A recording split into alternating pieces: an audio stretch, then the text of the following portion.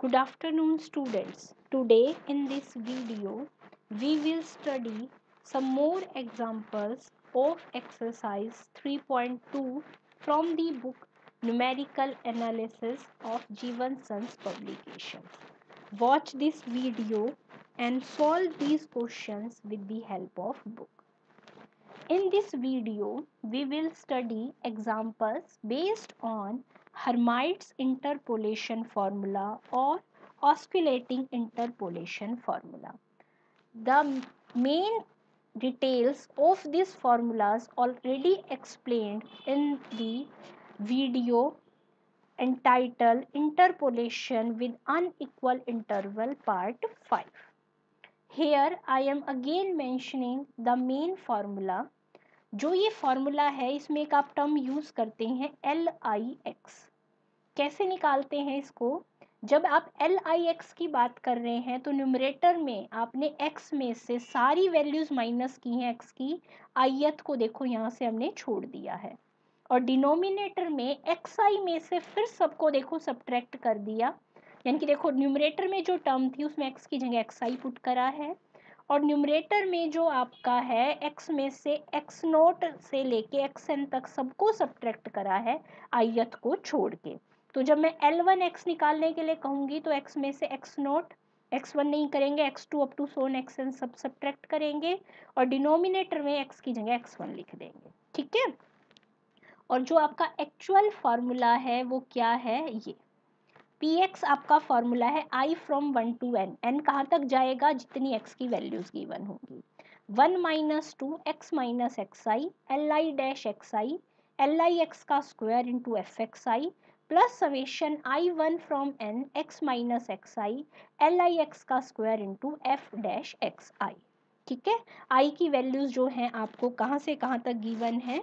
0 से लेकर, क्योंकि हम ये लेकर चल रहे हैं ना कि x की वैल्यू x0 x1 और अप टू सोन कहाँ तक गिवन है? xn तक गिवन है. ठीक है. उसी के अकॉर्डिंग यहाँ पर मैं I1 से n यूज करती हूँ. अब इसी पर बेस्ड हम एग्जांपल्स देखते हैं. फर्स्ट एग्जांपल क्या है? Apply Hermite's formula to interpolate for sine 1.05 from the following table. तो यहाँ दो ही वैल्यूज गिवन है, तो फर्स्ट वैल्यू होगी x नॉट 1 और x1 हो गया 1.10. एफ एक्स क्या गिवन है? फंक्शन साइन एक्स, और एफ डैश एक्स क्या है? फंक्शन आपका कॉस एक्स. तो सभी पॉइंट्स पर हमने वैल्यूज लिख ली. तो L0x जब हम निकालेंगे तो मतलब x में से x नोट को छोड़ के सब सब्ट्रैक्ट करना है, बस x1 ही बचता है, तो x माइनस x1 और नीचे x की जगह क्या आ गया आपका x नोट. वैल्यूज पुट कर दी. अब L नोट x का अगर मैं डेरिवेटिव करूँ तो वैल्यू आएगी -10, चाहे वो किसी पॉइंट पर भी निकाल लें.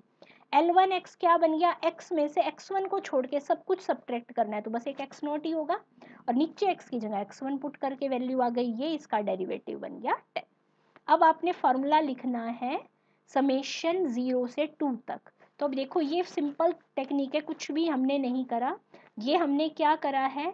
I इज इक्वल टू 0 के लिए अपने फार्मूले की सारी टर्म्स लिख दी और I इज इक्वल टू 1 के लिए अपना पूरा फार्मूला लिख दिया. सभी की आपके पास वैल्यूज है, आपने वैल्यूज रिप्लेस करनी है और x की जगह 1.05 पुट करके सॉल्व कर देना है. A switching path between parallel railroad tracks is to be cubic polynomial joining position 0 0 से 4 2 तक and tangents to line 0 and 2.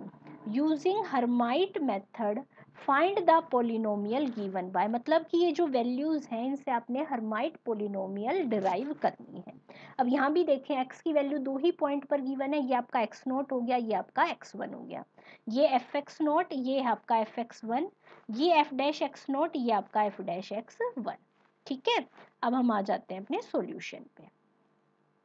देखो वही लिखा, x note 0 x1 4 F x note F x one F dash x note F dash. L naught x निकालेंगे, बिल्कुल मैंने भी last example में जैसे एक्सप्लेन करा था, फॉर्मूला लिखा, वैल्यू आ गई. इसका डेरिवेटिव करेंगे तो वैल्यू -1/4 ही आएगी, चाहे वो किसी भी पॉइंट पर निकालें. ऐसे ही L1x लास्ट एग्जांपल की तरह, क्योंकि दो ही वैल्यूज है, x/4 आए, डेरिवेटिव आएगा 1/4. यानी कि आपने फॉर्मूला लिखना i इज इक्वल टू 0 और 1 के लिए.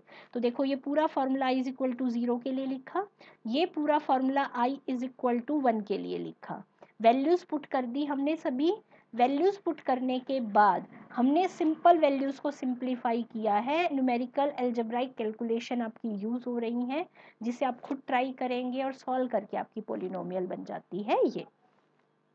अब नेक्स्ट में क्या करना है, determine Hermite polynomial of degree 4 which fits the following data. आप देखो x की वैल्यू है 3 पॉइंट पर given, x0 0, x1 1, x2 2, fx0 0, fx1 1, fx2 0, f dash x0 0 है, f डैश x1 0 है और f डैश x2 भी 0 है।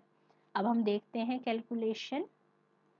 तो सबसे पहले तो क्योंकि यहाँ 3 वैल्यूज है ना, तो इसने फार्मूला देखो, ये पूरा फार्मूला x की जगह i की जगह 0 पुट करा, पूरा फार्मूला i की जगह 1 पुट करा, i की जगह क्या पुट कर दिया 2, बाकी तो अब आपके पास सब कुछ है।